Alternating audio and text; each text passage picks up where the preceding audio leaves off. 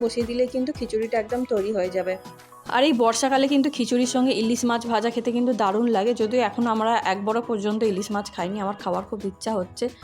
আর এই ডালগুলো দিয়ে যে খিচুড়িটা বানাচ্ছি না, এটা আমার হেলথের জন্য খুব ভালো। মানে যারা যারা প্রেগনেন্ট রয়েছে বা প্রেগনেন্সিতে ডাল খেতে পারো না, এরকমভাবে খিচুড়ি বানিয়ে খেতে পারো। ডালের মধ্যে প্রচুর পরিমাণে প্রোটিন থাকে, যেটা মাছ মাংসর থেকেও বেশি কাজ করে। আমাকে ডাক্তার বলেছে তুমি যেহেতু মাছ মাংস কম খাও, সেই জন্য ডালের পরিমাণটা একটু বাড়িয়ে দেবে, ডাল বেশি করে খাবে, তাহলে কিন্তু খুব ভালো হবে।